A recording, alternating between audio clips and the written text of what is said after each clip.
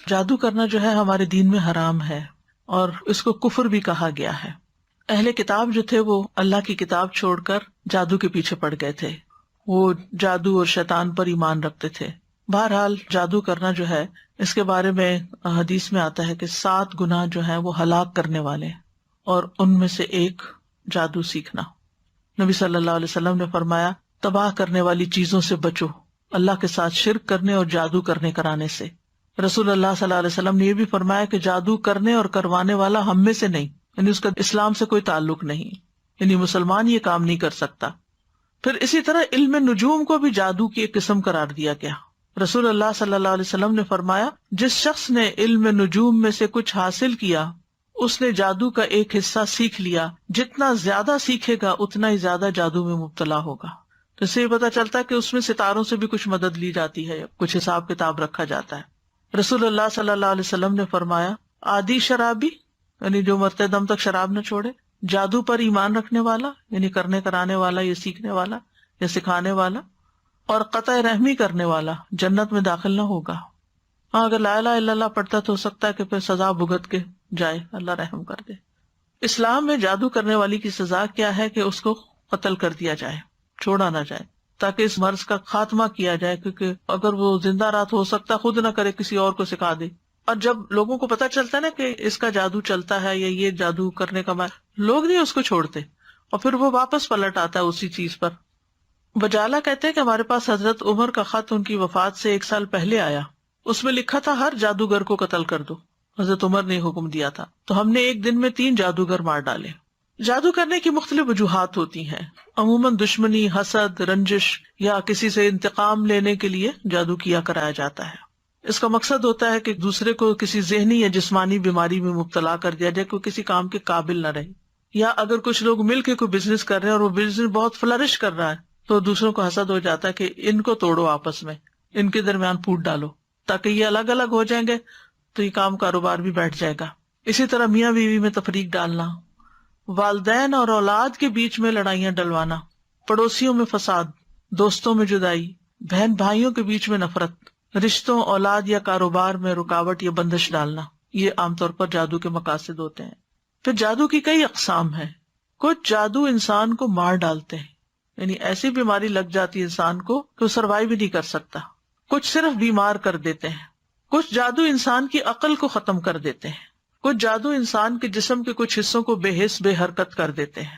کچھ جادو ایسے ہیں کہ جو انسان کے حواس میں تبدیلی پیدا کر دیتے ہیں، یعنی چیز کچھ ہوتی ہے اس کو کچھ اور ہی نظر آ رہی ہوتی ہے، متحرک چیز کو ساکن دیکھتا ہے، ساکن کو متحرک دیکھتا ہے۔ کچھ جادو محبت کھینچ لاتے ہیں، کچھ جادو نفرت کی وجہ بنتے ہیں۔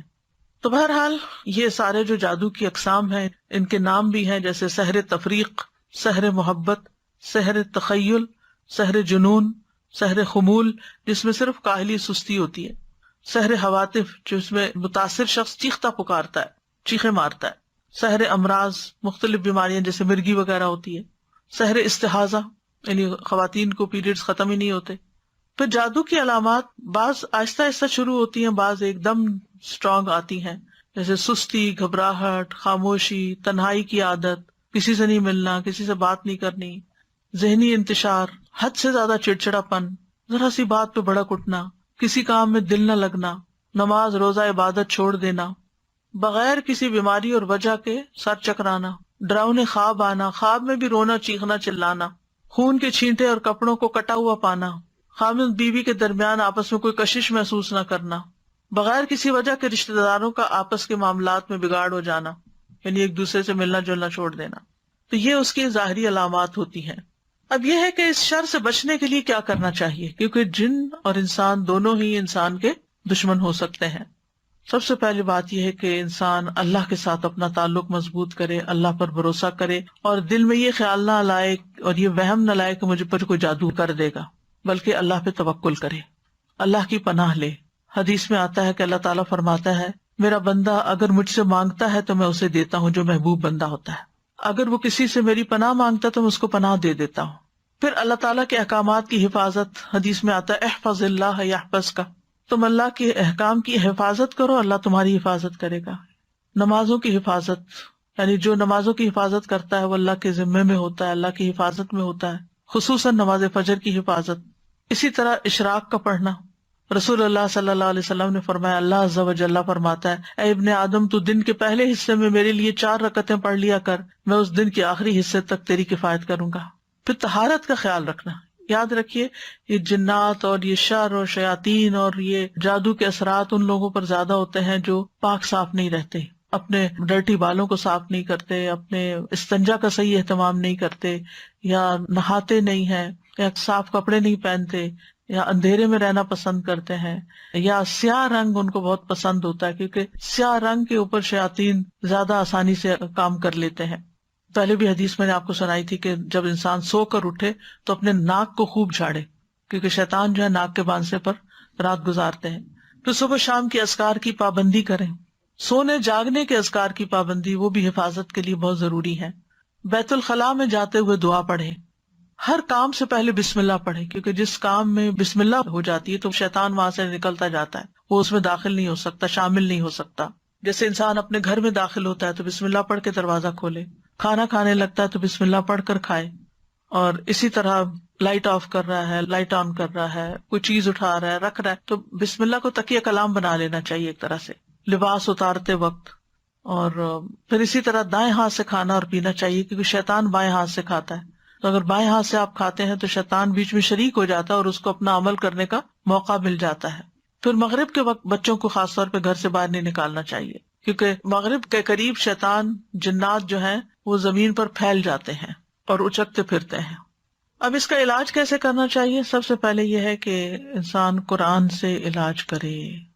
قرآن شفا ہے، نافع علاج ہے. قل هو للذین آمنوا ھدی وشفاء، کہہ دیجئے یہ ان لوگوں کے لیے جو ایمان لائے ہدایت اور شفا ہے. وَنُنَزِّلُ مِنَ الْقُرْآنِ مَا هُوَ شِفَاءٌ وَرَحْمَةٌ لِّلْمُؤْمِنِينَ وَلَا يَزِيدُ الظَّالِمِينَ إِلَّا خَسَارًا. ہم قرآن میں جو کچھ نازل کرتے ہیں وہ مومنوں کے لیے تو شفا اور رحمت ہے، مگر ظالموں کے خسارے میں ہی اضافہ ہوتا ہے. حضرت عائشہ سے مروی ہے کہ رسول اللہ صلی اللہ علیہ وسلم ایک مرتبہ ان کے پاس تشریف لائے تو دیکھا ایک عورت حضرت عائشہ کا علاج کر رہی ہے، بیمار جو تھی یا ان کو دم کر رہی ہے. تو آپ نے فرمایا کتاب اللہ کے ساتھ اس کا علاج کرو. آپ کو معلوم ہے کہ اس زمانے میں مدینہ میں کوئی حکیم کوئی ڈاکٹر کچھ بھی نہیں تھا، وہ لوگ عام طور پہ بیمار نہیں ہوتے تھے. تو ایک حکیم کو پتا چلا کہ اس علاقے میں کوئی حکیم نہیں تو وہ آ گیا کہ میں یہاں رہ کر لوگوں کا علاج کروں گا. 6 مہینے گزر گئے، اس کے پاس کوئی بھی نہیں آیا کہ کوئی بیمار نہیں پڑا. تو آخر اس نے راز پوچھا کہ کیا وجہ ہے. اس نے کہا کہ اس وقت تک ہم نہیں کھاتے جب تک بھوک نہیں لگتی، اور جب بھی بھوک باقی ہوتی ہے تو کھانا چھوڑ دیتے ہیں. بہرحال اگر چھوٹی موٹی کوئی تکلیف ہوتی بھی تھی تو دم وغیرہ کر لیتے تھے لوگ، قرآن پڑھ لیتے تھے، مسنون دعائیں ہیں وہ پڑھ لیا کرتے تھے، علاج ہو جاتا تھا. تو آپ صلی اللہ علیہ وسلم نے فرمایا کہ کتاب اللہ کے ساتھ اس کا علاج کرو، یعنی قرآن میں سے پڑھ کر اس پہ دم کرو. اسی طرح کچھ غذائیں ایسی ہیں کہ جو علاج ہیں، جیسے کلونجی. آپ نے فرمایا کلونجی کے دانوں میں موت کے علاوہ ہر بیماری کا علاج ہے، یعنی اس تیل پر دم کر کے انسان مریض کے متاثرہ حصے جو ہیں ان پر لگا سکتا ہے، مساج کر سکتا ہے. اور کلونجی کے دانوں پہ دم کر کے وہ پھر مریض کو کھلانا بھی چاہیے. اسی طرح شہد، یعنی صبح و شام 1 چمچ شہد جو ہے اگر انسان کھائے نہار منہ، اور پھر اس کے بعد کچھ نہ کھائے کم از کم آدھا گھنٹہ، تو اس سے بھی جسم کے اندر سے زہریلے مادے نکلتے ہیں. قرآن میں آتا ہے یخرج من بطونها شراب مختلف الوانہ فیہ شفاء للناس. یہ اللہ تعالیٰ کا حکم ہے کہ شہد میں شفا ہے، خالص ہونا چاہیے. ٹھیک ہے، آپ صلی اللہ علیہ وسلم نے فرمایا شفا 3 چیزوں میں، پچھنا لگوانے میں، شہد پینے میں، اور آگ سے داغنے میں. اور میں اپنی امت کو آگ سے داغنے سے منع کرتا ہوں. تو اب شہد چاہے را پی لیں یا اس کو پانی میں ملا کے پی لیں، تو اس پہ بھی آپ دم کر کے رکھ سکتے ہیں اور اس کو بھی استعمال کر سکتے ہیں. آپ صلی اللہ علیہ وسلم نے فرمایا شفا تو صرف 2 چیزوں میں ہے، شہد لوگوں کے لیے شفا ہے اور قرآن دلوں کی شفا ہے. پھر آب زمزم، جس مقصد کے لیے اس کو پیا جائے تو اس سے شفا ہوتی ہے. اگر آپ کے پاس تھوڑا سا بھی آب زمزم ہو، کوئی حج سے آنے والا یا عمرے سے آنے والا آپ کے لیے لائے، تو آپ اس کو ضروری نہیں کہ ایک مرتبہ سارا پی جائیں، آپ اس کو دوسرے پانی میں تھوڑا تھوڑا ملا لیں، وہ پورے پانی کا مزاج بدل جائے گا. حدیث میں آتا ہے کہ انہا مبارکتن انہا طعام طعم، کہ وہ بابرکت ہے اور کھانے والے کا کھانا بھی ہے. اور حدیث میں بھی آتا ہے کہ زمزم کا پانی اس مقصد کے لیے جس کے لیے وہ پیا جائے. اور اگر آپ وہاں جائیں اللہ کے گھر تو زمزم سے نہائیں. نیچے وہ جگہ بنی ہوتی تھی پہلے، آپ کو مجھے نہیں معلوم، تو لوگ اپنے اوپر بھی بہاتے تھے. پیچھے کا صفا مروہ کی طرف سے جائے نا باہر نکل کے، تو وہاں ٹیپس لگی ہوئی ہیں جہاں ڈائریکٹ زمزم آ رہا ہوتا ہے. بوٹل بھر کے لے آئیں اور اپنے اوپر تھوڑا تھوڑا تھوڑا کر کے سارا بہا لیں. اس کو دم کر کے بھی نہا سکتے ہیں, اس سے بھی بیماری جاتی ہے, اور صبح شام اس کو پیا جائے. پھر اسی طرح دم کیا ہوا پانی جو ہے ناک میں ڈالنا اور جھاڑنا, یعنی ڈال کے اس کو جھاڑا جائے, کیونکہ یہ جگہ شیاطین کے بیٹھنے کی ہو جاتی ہیں. زیتون کا تیل استعمال کرنا, نبی صلی اللہ علیہ وسلم نے فرمایا زیتون کھاؤ اور اس کو لگاؤ, بے شک یہ مبارک درخت ہے. اچھا تو یہ ہے کہ شہد, زیتون کا تیل اور کلونجی کا تیل یا کلونجی کے دانے, ان کو انسان مکس کر کے رکھ لے اور اس میں سے ½ ٹی اسپون یا 1 ٹی اسپون صبح شام لے سکتا ہے یا ایک ٹائم لے سکتا ہے, کیونکہ ہر ایک کو ایک ڈوز نہیں چلتی. تو جو ان چیزوں کے ماہر ہوتے ہیں طب نبی کے, ان سے پوچھا جا سکتا, مشورہ کیا جا سکتا. یعنی یہ امیونٹی بڑھانے والی چیزیں, آپ اس میں سے پہلے تھوڑا لیں, آپ کو پچ گیا ہے, پھر تھوڑا سا اور انکریز کر دیں, پھر تھوڑا سا اور کر دیں, پھر دیکھیں کہاں تک لمٹ ہے آپ کی. اس سے بھی انسان کے جسم کی بہت سی دردیں اور تکلیفیں جو ہیں وہ دور ہوتی ہیں. زیتون کا تیل صبح کے وقت پینا جو ہے یہ بھی بہت فائدے کا ہے. اور اب تو یہ بات بہت سننے میں آتی ہے نا کہ صبح سب سے پہلی چیز جو ہے, یا آپ کوکونٹ کا آئل لیں یا زیتون کا لیں یا کوئی بھی آئل لیں, کیونکہ وہ لیور کی کلینزنگ کرتا ہے. نبی صلی اللہ علیہ وسلم نے فرمایا زیتون کا تیل کھایا کرو. ڈائریکٹ بھی لے سکتے ہیں, اور اگر آپ کو مشکل ہے لینا تو آپ کسی چیز میں جیسے سیلیڈ وغیرہ میں ملا کے بھی کھا سکتے ہیں. فرمایا زیتون کا تیل کھایا کرو اور اس سے تیل لگایا کرو, وَدَّهِنُوا بِهِ, یعنی مساج وغیرہ کیا کرو, کیونکہ وہ بابرکت درخت ہے. تو جسم پر زیتون اور کلونجی کا تیل الگ الگ وقت پہ ملا جا سکتا ہے, دونوں کو مکس کر کے بھی ملا جا سکتا ہے. پھر اسی طرح تلبینہ کھانا, فرمایا تذهب ببعض الحزن, یہ کچھ غم بھی دور کر دیتا ہے. اجوا کھانا, 7 اجوا کھجوریں صبح کے وقت اگر کوئی کھائے تو اس سے بھی علاج ہوتا ہے. جس نے یہ کھجوریں کھا لی, نبی صلی اللہ علیہ وسلم نے فرمایا اسے زہر اور جادو کوئی نقصان نہیں دے گا. کیونکہ اجوا ایک مہنگی کھجور ہے, تو اگر نہ میسر ہو تو کوئی بھی کھجور شفا کی نیت سے کھائی جا سکتی ہے. پھر سنا مکی, اس کو سنوت بھی کہتے ہیں. صبح شام اس کا ایک چھوٹا چمچہ کھانا, جیسے حدیث میں آتا ہے سنا مکی اور سنوت کو لازم پکڑو, کیونکہ اس میں ہر بیماری کا علاج ہے سوائے سام کے. پوچھا گیا سام کیا, تو آپ نے فرمایا موت. اچھا, سنا مکی جو ہے یہ پیٹ صاف کرتی ہے, تو پھر ظاہر اگر زہریلے مادے آنتوں میں ہے, یہ کچھ ایسی چیزیں ہیں تو اس سے انسان کو نجات ہوتی ہے. پھر ہجامہ, آپ نے فرمایا اگر تمہاری دواؤں میں کسی میں بھلائی ہے تو پچنا لگوانے میں یا شہد پینے اور آگ سے داغنے میں, اگر وہ مرض کے مطابق ہو, اور میں آگ سے داغنے کو پسند نہیں کرتا. یاد رکھیے غیر شرعی طریقہ علاج سے ممانعت اختیار کرنی چاہیے, کہ انسان ایسے جادوگروں کے پاس جائے جو اس کو ایسی چیزیں کرنے کو کہے جو درست نہیں ہے. نشوبدہ بازو سے علاج نہیں کروانا چاہیے, اور حرام میں شفا نہیں ہے.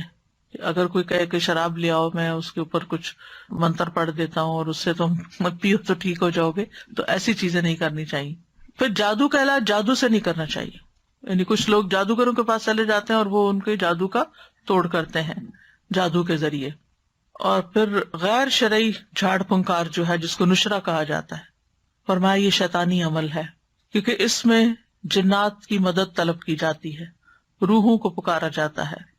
اسی کے بارے میں آپ نے فرمایا تھا کہ میری امت کے 70,000 لوگ بلا حساب جنت میں داخل ہوں گے. یہ وہ لوگ ہیں جو نہ جھاڑ پھونک کرواتے ہیں, نہ پھال لیتے ہیں, بلکہ اپنے رب پر بھروسہ کرتے ہیں. تو یہ غیر شرعی جو نشرہ جو ہے یا غیر شرعی دم کے بارے میں ہے. جو شرعی دم ہے سورۃ فاتحہ پڑھ کر یا ویسے قرآن پڑھ کر کسی کے اوپر جھاڑنا پھونکنا, اس سے منع نہیں ہے. اور مثلا شیطان کو بگانے کا طریقہ آپ نے کیا بتایا, اعوذ باللہ السمیع العلیم من الشیطان الرجیم من ہمزہ ونفخہ ونفثہ پڑھ کر ستکارا جائے, پھونک ماری جائے جس میں تھوڑی لعاب بھی ہو, تو یہ بھی تو جھاڑ ہو گئی. خود نبی صلی اللہ علیہ وسلم جب بیمار تھے تو اپنے ہاتھوں پر معوذتین پڑھ کر پھونک مار کر سارے جسم کے اوپر اپنے ہاتھ پھیرتے تھے. جب کسی مریض کے پاس جاتے تو اس کے اوپر ہاتھ پھیر کر اس کے اوپر اللہ کا ذکر پڑھتے. یہی رقیہ ہوتا ہے, یہی دم ہوتا ہے. لیکن کاہنوں اور نجومیوں کے پاس نہیں جانا چاہیے, اور تعویذ وغیرہ سے بچنا چاہیے. عبداللہ رضی اللہ عنہ کہتے ہیں میں نے رسول اللہ صلی اللہ علیہ وسلم کو یہ فرماتے ہوئے سنا کہ جھاڑ پھونک, تعویذ اور گنڈے سب شرک ہیں. جو صحیح والی جھاڑ پھونک ہے وہ منع نہیں ہے, جو نشرہ ہے اس کی بات ہو رہی ہے.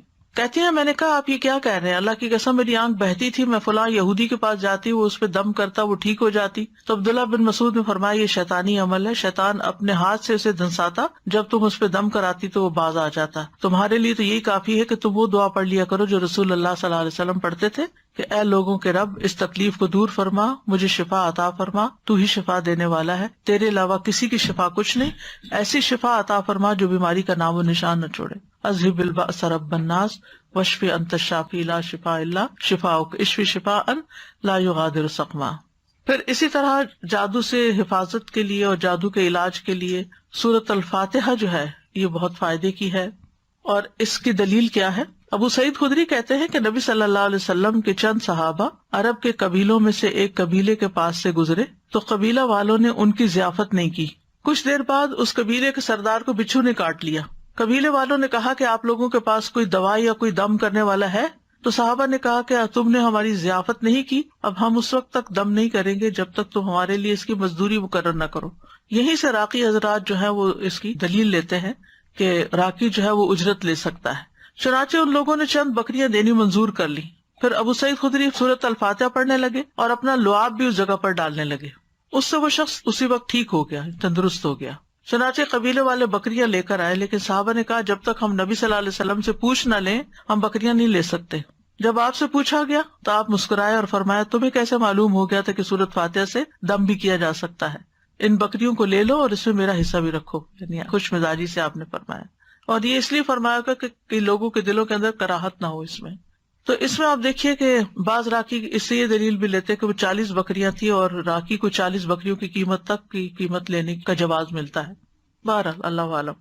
پھر سورۃ البقرہ جو ہے اس کا پڑھنا، نبی صلی اللہ علیہ وسلم نے فرمایا سورۃ البقرہ پڑھا کرو، اس کا پڑھنا باعث برکت ہے اور اس کا چھوڑنا باعث حسرت ہے، اور جادوگر اس کو حاصل کرنے کی طاقت نہیں رکھتے، یعنی اس پہ قابو نہیں پا سکتے۔ تو اس میں کیا کرنا چاہیے؟ روٹین میں روز سورۃ البقرہ کا کچھ حصہ پڑھتے رہنا چاہیے، جب پھر ختم ہو جائے پھر شروع کرنے پر، یعنی اور کچھ نہیں تو روزانہ 2 پیجز، یعنی صفحہ ایک صفحہ ادھر ہوتا ہے ایک صفحہ ادھر۔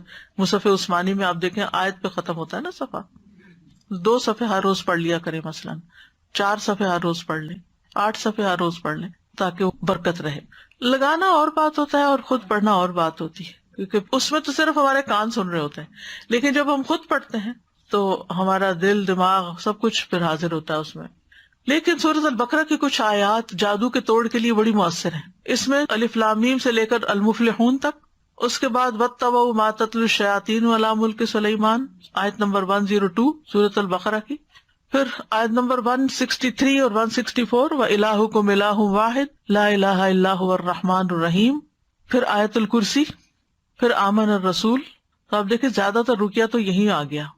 رسول اللہ صلی اللہ علیہ وسلم نے فرمایا اللہ تعالیٰ نے زمین و آسمان کی تخلیق سے 2000 سال قبل کتاب لکھی تھی، اس میں سے 2 آیتیں نازل کر کے ان سے سورۃ البقرہ کا اختتام کیا گیا، لہٰذا جس گھر میں 3 راتوں تک سورۃ بقرہ کی آخری 2 آیتیں پڑھی جائیں گی شیطان اس کے قریب نہیں آئے گا، یعنی پھر وہ جادو وغیرہ کا اثر نہیں ہوگا انشاءاللہ۔ دیگر قرآنی آیات بھی ہیں جیسے سورۃ آل عمران کی آیت نمبر 18 اور 19، شہد اللہ انہ لا الہ الا ہو، اس میں بھی توحید کی بات ہے۔ پھر سورۃ الاعراف آیت 54 سے 56 تک، ان ربکم اللہ الذی خلق السماوات والارض فی 6 ایام، اور آیت 56 ہے ولا تفسدوا فی الارض بعد اصلاحها۔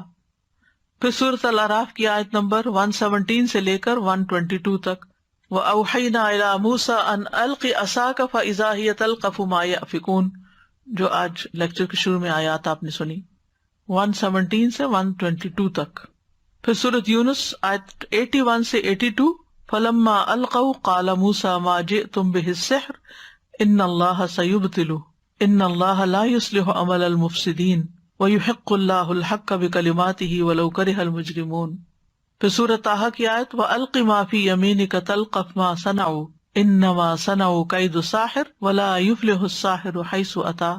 پھر سورۃ المؤمنون کی آیت ہے أَفَحَسِبْتُمْ أَنَّمَا خَلَقْنَاكُمْ عَبَثًا وَأَنَّكُمْ إِلَيْنَا لَا تُرْجَعُونَ فَتَعَالَى اللَّهُ الْمَلِكُ الْحَقُّ لَا إِلَٰهَ إِلَّا هُوَ رَبُّ الْعَرْشِ الْكَرِيمِ۔ یہ آگے بھی ہے أَنْتَ خَيْرُ الرَّاحِمِينَ تک۔ المؤمنون کی آیت نمبر 115 سے لے کر 118 تک، 115 سے 118، یہ سورۃ المؤمنون۔ اور سورۃ طٰہٰ کی آیت نمبر ہے 69 اور یونس کی ہے 81 اور 82۔ پھر سورۃ صافات پہلی 10 آیتیں، پھر سورۃ الاحقاف 29 سے 33 تک، پھر سورۃ الرحمن 33 سے 36 تک، پھر سورۃ الحشر 21 سے 24 تک، یعنی آخری آیت جو ہے نا، لو انزلنا ھذا القرآن علی جبل. پھر اس کے بعد سورۃ التغابن آیت 14 سے 16 تک. پھر ہے سورۃ الجن آیت نمبر 1 سے 9 تک. پھر معوذات، قل هو اللہ احد، قل اعوذ برب الفلق، قل اعوذ برب الناس. پھر کچھ مسنون دعائیں بھی ہیں. شہد کے بارے میں پوچھنا چاہ رہی تھی کہ اب آج کل تو جیسے مطلب شہد کی مکھیوں کو بھی وہ اس طرح سے نہیں ہوتا کہ شہد مکھی جا کے پھول سے جا کر لے، وہ رکھ دیتے ہیں کنسنٹریٹڈ سیرپ جس سے پھر وہ شہد بناتی ہیں. تو کیا وہ بھی اس میں آئے گا؟ اگر بالکل نہ ملے اصلی شہد تو پھر وہ بھی لے سکتے ہیں، کیونکہ بہرحال شہد کی مکھی اسے پروسیس کرتی ہے اس شوگر کو، تو اس کی کیفیت بدل جاتی ہے. آپ نے کہا تھا کہ یہ جب جادو کرتے ہیں نا تو یہ روحوں کو بھی بلاتے ہیں، رائٹ؟ جن وغیرہ جو ہوتے ہیں، ناٹ انسانوں کی مری ہوئی روح ہیں، وہ نہیں.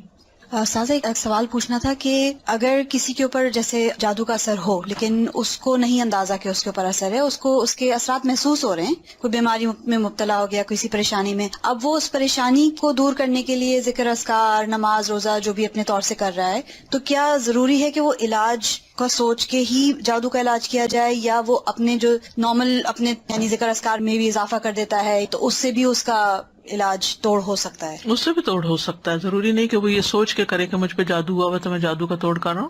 اگر ویسے بھی، کیونکہ کبھی کبھی ذہن نہیں جاتا آپ کا کہ کوئی جادو کا اثر ہوگا، بٹ آپ کو اثرات محسوس ہو رہے ہوتے ہیں اس کے. لیکن جب آپ وہ قرآن وغیرہ پڑھتے ہیں، جو بھی ایک میں ابھی انشاءاللہ اینڈ پہ بتانا چاہ رہی تھی، ابھی بتا دیتی ہوں، اس جو کہ آپ نے پوچھ ہی لیا، کہ رقیہ بھی کئی قسم کا ہے. طویل رقیہ بھی ہے جو گھنٹہ بھر کا رقیہ ہے، اور مختصر بھی ہے جس میں وہ میں کارڈ لانا بھول گئی تھی، سبز رنگ کا کارڈ ہے، شفا کی آیات، اس کے آگے یہ دعائیں بھی ہیں جو ابھی میں بولنے والی ہوں، اور آیات بھی. آیات میں کیا سورۃ الفاتحہ ہے، البقرہ کا پہلا یعنی المفلحون تک ہے، پھر آیت الکرسی ہے، آمن الرسول ہے، معوذات ہے، قل هو اللہ، اور وہ یہ بھی اتنا مؤثر ہے کہ اگر آپ کو کوئی شک ہے اس طرح کا، یا کوئی دوائی وغیرہ اثر نہیں کر رہی، یا آپ تھکے تھکے محسوس کرتے ہیں، تو آپ اپنے ہی ہاتھ پر پڑھ کے سورۃ فاتحہ اس طرح کر کے اپنے پورے جسم پر پھیر کے اپنے آپ کو جھاڑیں. پھر اس کے بعد سورۃ البقرہ کا پہلا رکوع پڑھ کے پھر جھاڑیں. پھر اسی طرح یعنی ہر جو آیت ہے سورۃ البقرہ ہی کے، اور پھر معوذات ہر دفعہ پڑھ کے جھاڑیں. آپ یقین کریں اگر آپ نے کیا نا تو آپ پہلے سے لازم بہتر محسوس کریں گے. ایک دفعہ آپ کا اپنا ہاتھ ہی پھر گیا نا تو اسے ایک تو جسم کی سرکولیشن بھی ہو جاتی، دوسرا جب آپ اس کو جھاڑتے ہیں اس طرح کر کے تو آپ کو یوں لگتا ہے جس سے آپ سے کوئی چیز، کوئی نیگیٹو انرجی گئی ہے، اور آپ کو بہت اچھا فیل ہوتا ہے. یہ تو کبھی کبھار ایسا کر ہی لینا چاہیے، لیکن بعض اوقات یہ ہوتا ہے کہ آپ کی اتنی اسپرٹس لو ہیں کہ کچھ لوگ پڑھ ہی نہیں سکتے، یا کچھ لوگ پڑھتے ہیں بس وہ بے یقینی کے ساتھ پڑھتے ہیں، آدھا دل سے پڑھا آدھا نہیں پڑھا.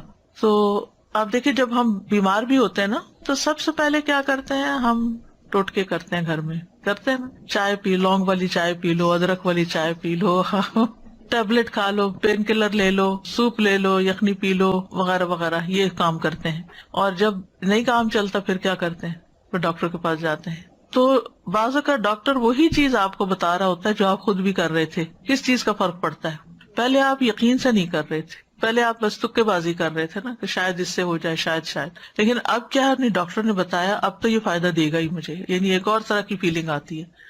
اسی طرح ایک بات آپ کسی ایک عام انسان کے منہ سے سنتے ہیں تو آپ پر اثر نہیں ہوتا، وہی بات ایک اسکالر یقین کے ساتھ کہتا ہے تو آپ اس کو پکڑ لیتے ہیں. یعنی کہنے والے کے کہنے سے بھی بڑا فرق پڑتا ہے، ڈائریکشن مل جاتی ہے ایک. اور پھر یاد رکھیے اس میں انسان کی نفسیات انوالوڈ ہے، انسان کی سوچ کا بڑا عمل دخل ہے، انسان کی جو کیفیات ہیں ان کا بڑا عمل دخل ہے. آپ نے دیکھا ہوگا کہ کچھ لوگوں کے پاس آپ تھوڑی دیر بیٹھ جائیں تو آپ ایک فریش فیل کرنے لگتے ہیں. اب مثال کے طور پر جو سائیکاٹرسٹ ہوتے ہیں وہ باتیں ہی تو کرتے ہیں، تو آپ باتوں سے کیوں ٹھیک ہو جاتے ہیں؟ کیونکہ وہ ایسی باتیں کرتے ہیں کہ جو ایک سینس بناتی ہیں. پھر آپ کے اپنے جو کنفیوژن دور ہونے لگتے ہیں، آپ اپنے آپ کو انالائز کرنے لگتے ہیں. پھر آپ اتنا بڑا پہاڑ جو بنایا ہوا ہوتا ہے وہ بالکل چھوٹا سا بنایا جاتا ہے کہ ہاں یہ تو کچھ بھی نہیں تھا، میں نے کیوں اس کو اتنا ہوا بنایا ہوا تھا، میں اس چیز سے کیوں ڈر رہی تھی. تو بعض اوقات انسان جو چیز سوچتا رہتا ہے نا وہی ہونے بھی لگتی ہے. اللہ جانتا ہے اس کے پیچھے کیا حکمت ہے. جب ہم ایک بات سوچے جاتے تو وہ چیزیں.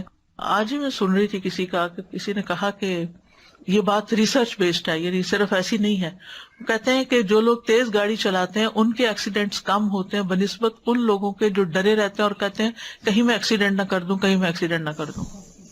وہ زیادہ ایکسیڈنٹ کرتے ہیں، کانفیڈینس نہیں ہوتا. تو یہ جو یقین ہے نا یہ بڑی دولت ہے، جو کانفیڈینس ہے یہ بڑی دولت ہے. کسی انسان پر آپ کا اعتماد ہو تو اس کی چھوٹی سی بات بھی آپ کو لگ جاتی ہے، اور اگر کسی پر نہیں تو وہ بڑی بڑی بات بھی آپ کو سمجھائے تو آپ کہتے ہیں بس یہ تو باتیں ہی کرتا ہے، اس کی کیا بات ہے، یقین نہیں آتا آپ کو اس پر. اب دیکھیے ہمارا دین تو بنیاد ہی ایمان پر ہے. اللہ پر ایمان لاؤ، رسول پر ایمان لاؤ. رسول پر ایمان لاتے ہیں تو ان کی ہر بات کو ہم سنت سمجھ کے، ثواب سمجھ کے، ریچول سمجھ کے کرنا شروع کر دیتے ہیں، اور بعد میں ہمیں پتا چلتا ہے اس کا تو یہ اور یہ فائدہ تھا، اور ہم پہلے سے ہی کر رہے ہوتے ہیں. اس علاج میں یہ بات ضرور ذہن میں رکھیے، یقین کی بات. تو چند مسنون دعائیں ہیں، میں یہ بتا دوں ایک دفعہ. اور یہ جو کارڈ میں آپ کو بتا رہی تھی آیات شفا کا، یہ ایکچولی میں نے خود بہت چیزیں دیکھ کے پھر اس نظریے کے ساتھ اس کو میں نے بنوایا تھا کہ دیکھنے میں بھی چھوٹا، اٹھانے میں بھی، بیگ میں بھی رکھ سکیں، اور مختصر ہو اور اوتھینٹک ہو. تو اس میں یہ جو میں اس وقت آپ کو بتا رہی ہوں وہی دعائیں ہیں.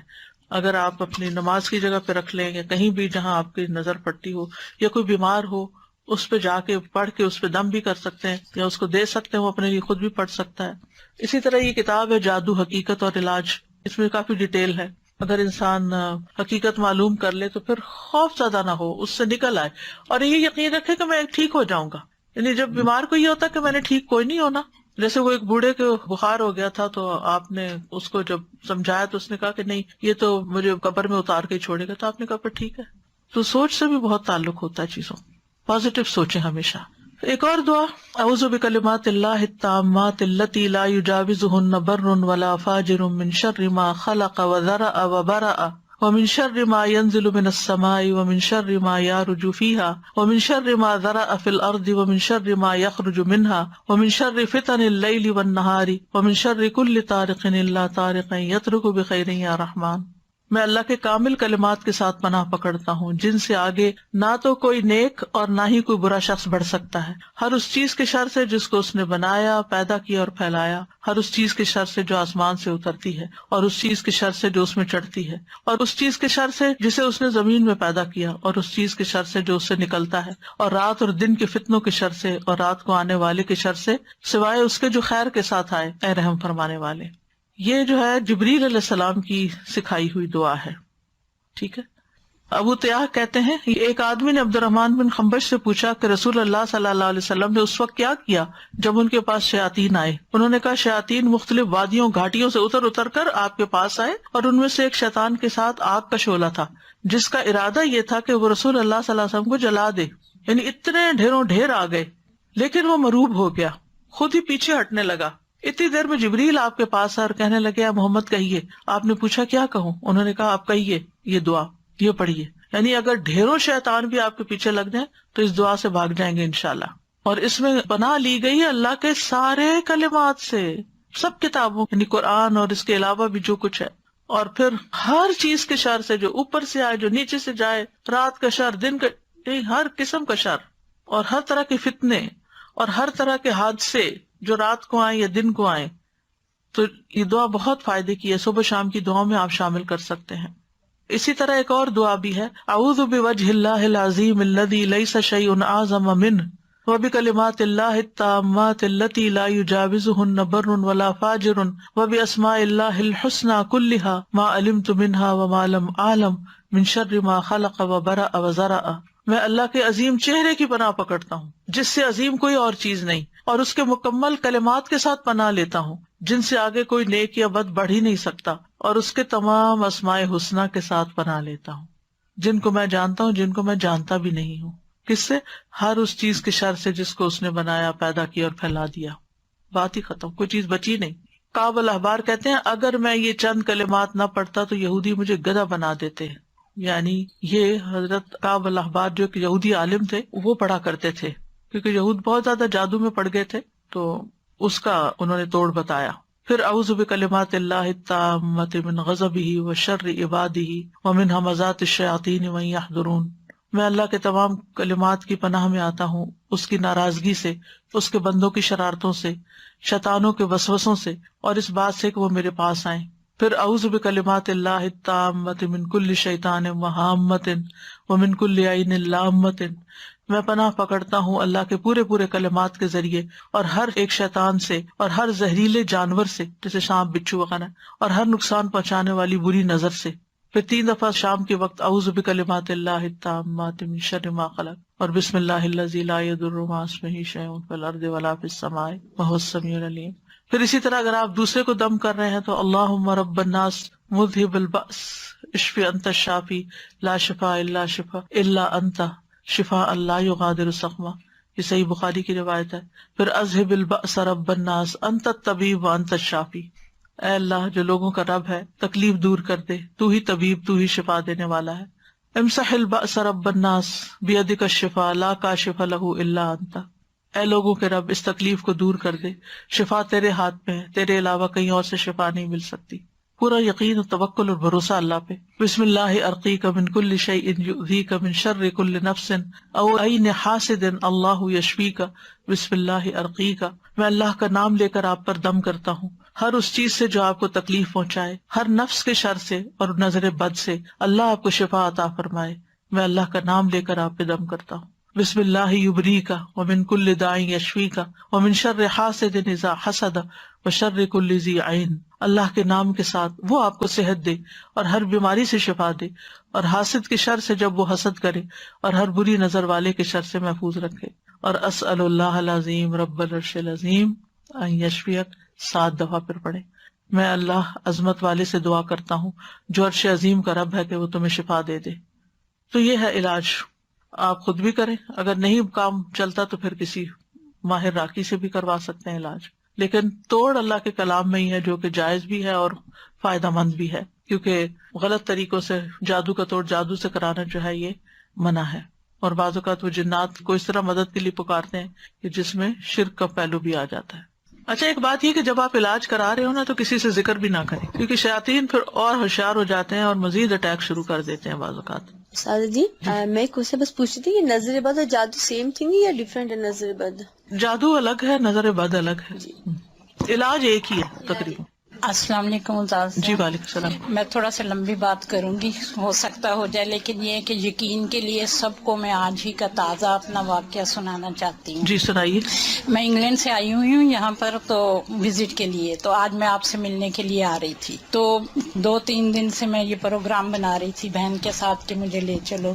تو میں ساتھ ہی اپنے اندر فیصلہ کر رہی تھی، کسی سے کوئی بات نہیں کی، کیونکہ 15 میں اسلام آباد گئی تھی آپ کے ادارے میں کورس کرنے کے لیے. تو میں وہاں 2 ماہ 3 ماہ رہی ہوں، تو تقریباً 3 سپارے ہمارے ہو گئے تھے. لیکن یہ ہے کہ اچانک یہ ایک دن نا میرے ساتھ واقعہ پیش آیا کہ میں وہاں ٹوائلٹ میں گئی ہوں، تو وہاں پر نا مجھے جیسے ہی اپنے ہی یونیفارم میں ایک لڑکی نظر آئی ہے سامنے. تو اس نے مجھ سے سٹاپ کرا کے تو پوچھا ہے، تو کہتی ہے کہ آنٹی آپ سارے ایگزام دے رہی ہیں؟ تو میں نے اس کی طرف دیکھا تو اس کی آنکھوں میں نا کچھ یعنی کہ عجیب چیز نظر آئی ہے. تو میں چونکہ کلاس چھوڑ کے آئی تھی، میں جلدی میں تھی، میں نے رکی نہیں اور اس چیز پہ میں نے بادر ہی نہیں کی. تو میں واپس چلی گئی اس کو یہ کہہ کے کہ جی میں دے رہی ہوں ایگزام. لیکن نیکسٹ ڈے سے ہی میرا پیٹ ایسے خراب ہوا کہ میری وہ دوبارہ علاج ہو ہی نہیں سکا. 3 ویک میں میرا 11 کلو سے زیادہ ویٹ کم ہو گیا. جہاں بھی میں گئی جو چیز بھی اندر کچھ جا ہی نہیں رہا تھا. یہاں تک کہ ڈاکٹر نے پھر مجھے یہی کہہ دیا کہ آپ واپس چلی جائیں، یہاں کا پانی آپ کو سوٹ نہیں کیا.